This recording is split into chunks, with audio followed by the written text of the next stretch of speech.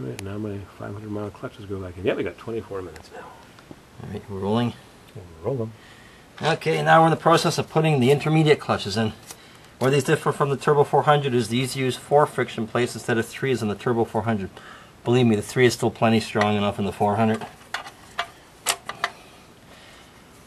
400 works on a step gear principle and one-way clutches. That means that you don't have bands engaging when a clutch has to release. Turbo 400, you go into second gear, the clutches stay engaged even when you're in third gear. You just have an overrunning clutch further back on the reverse high clutch, which is sitting right over here. There we go. Goes one way but not the other. So that's why these transmissions are actually very, very good for delivery vehicles around town, because they can take a lot of punishment of constant shifting all day long. You don't have to worry about burning them out. I visited a friend in Indiana a couple of years ago when I went to pick up my Spider, and this guy was racing, I don't know, 700 horsepower, 454, supercharged, fuel injected, running on pure ethanol, E85, which is almost pure ethanol, with a dead stock Turbo 400 out of a Trans Am. Dead stock. And it was running 10-second quarter miles in a full-size Chevy van, a 3/4-ton Chevy van. And it's on YouTube. It's Carson Racing, K-A-R-S-O-N-R-A-C-I-N-G. Carson Racing. You want to watch this full-size van, handicap accessible, because the fellow that runs it campaigns it is handicapped. He's in a wheelchair due to a motor vehicle accident a long time ago.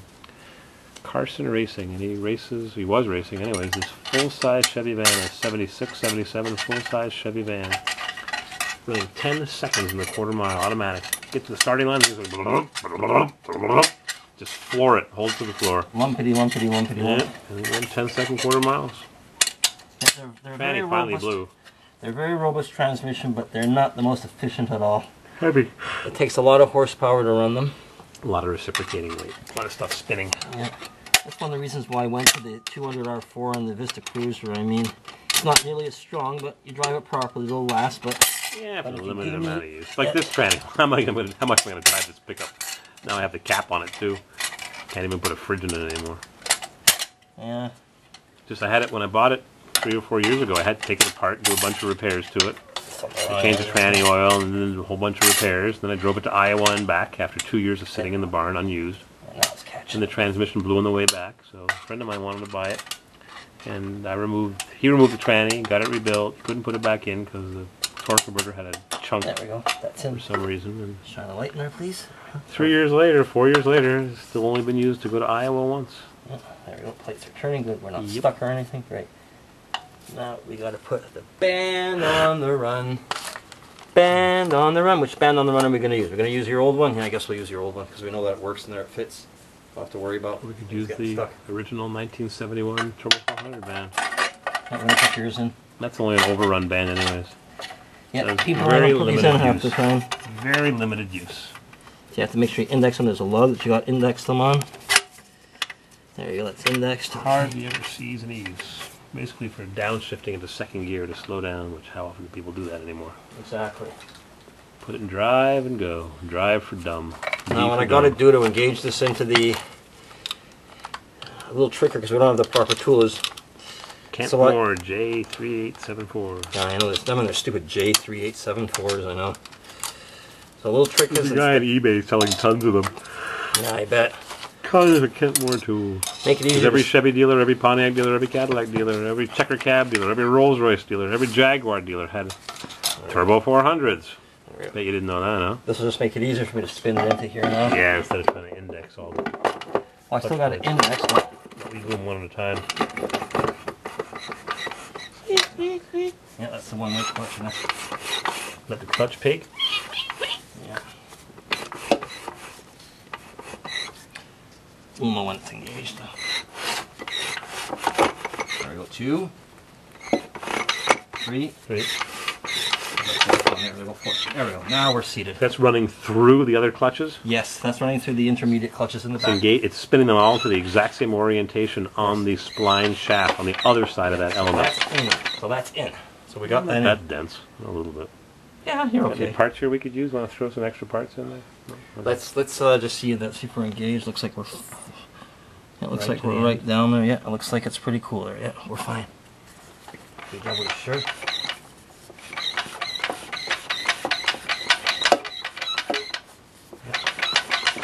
There we go. Now I'll just feed these clutches back in. It just makes it a heck of a lot easier if you don't have the proper tool to actually I'm engage getting these things. tired Now just we'll watching put you this work back in. hard.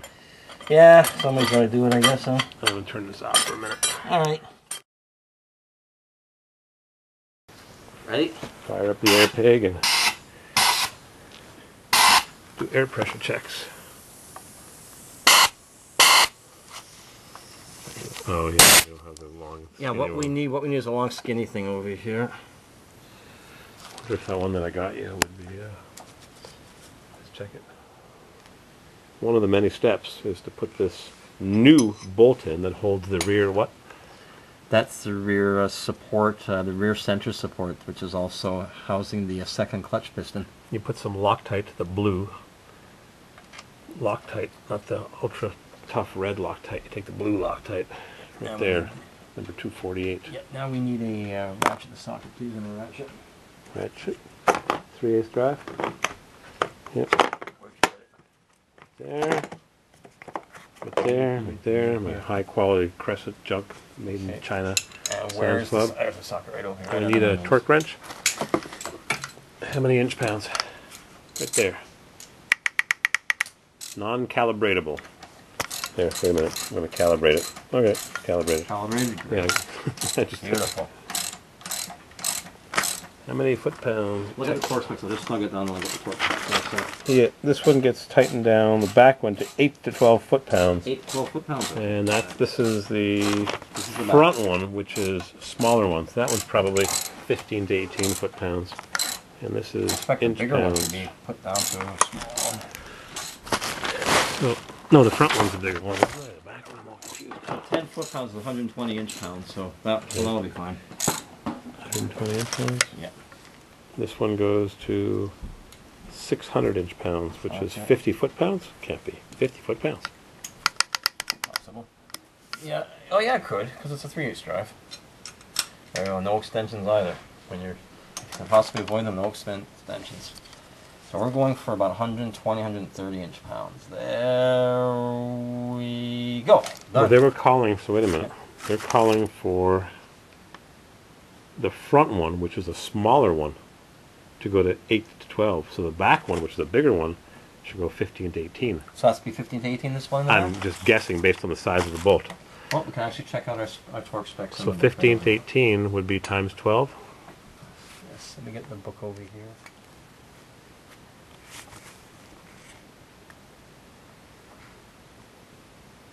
Center support bolt and torque to 32 pound-feet actually. 32. It's 32 pound-feet. I didn't think it was only 8 pounds something. That No, not 8. I said 15 or 20. okay. So 32. So let's pull out my snap-on torque wrench. I'll have to get the reducer now. Yeah, I'll just give you a bigger socket.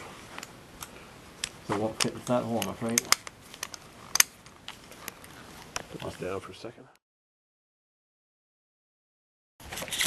360 inch pounds. Yes. Hey folks, sorry. In lieu of having, Yeah, the proper adapter here. yeah, we're gonna have to use this one, but 360 inch pounds. Because I don't have a 3/8 12 point. So let's go. Let's tighten.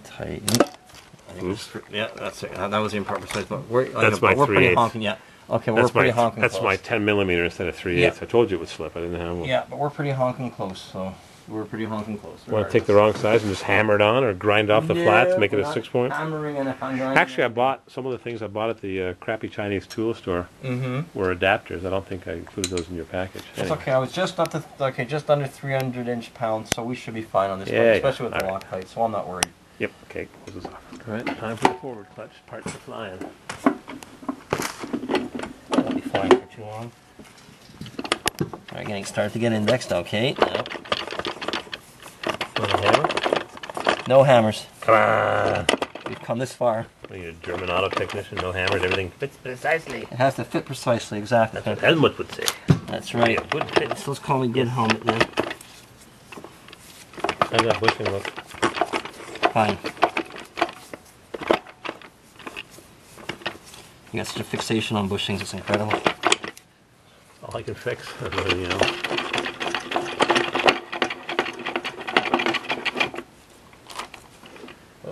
quite down yet.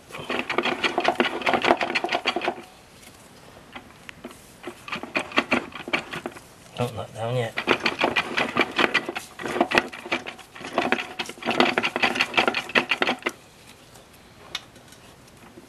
Let me get the light over here, please. Yeah.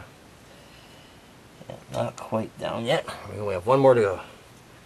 What are you engaging now as it rolls in? This is engaging into the reverse high frictions right now.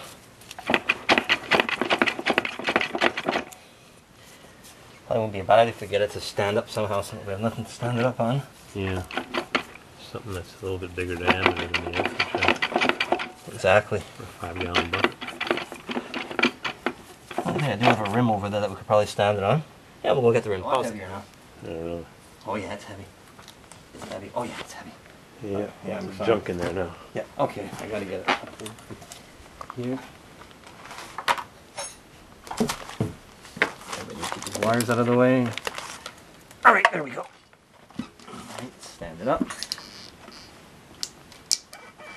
Oop, Wire pinching wires. Great. Hit.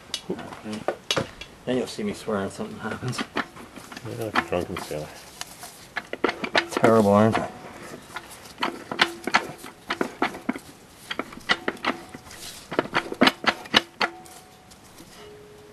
Actually, it looks like it's right on the tone wheel, actually. Yeah, I noticed that. Looks like it is. It's right in the center on the tone wheel, so we might very well be indexed on this thing, actually. See, I Way wouldn't to know. tell by because looking down. No, because without Okay. the front pump, I really can't tell. Well, there's no holes here to look. Yeah, but it looks like it is centered on the tone wheel over here. Doofus forgot to bring the front pump. Oh, it happens.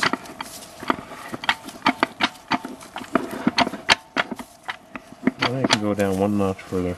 Me too. Well, we're going to Actually, find out if we take it Pull it out. out and see if they're all indexed. Yeah, I hate doing that because then you're going to start all over again. No, they'll come. It'll all go back straight back in. Yeah, probably if we're lucky. Yeah, if you pull it out straight, Yeah. they should all stay indexed. Of course they were all in, naturally. Yeah. Okay. I thought so with the tone wheel, but like I said, it's the first time I'm doing this particular model, so that ain't gonna go straight in. Of course it won't. Better be safe than sorry. Oh, yeah. So put the universal joint together, make sure all the rollers didn't get crushed underneath one of the cross parts. I think we ran into that before, haven't we? A few times.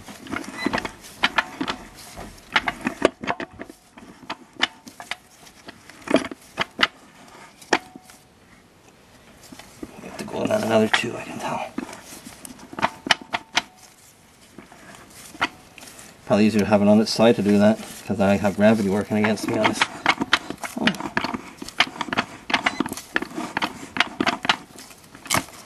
Oh.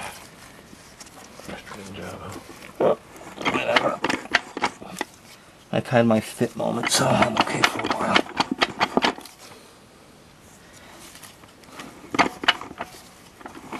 These are starting to dig into my hands, these little teeth things.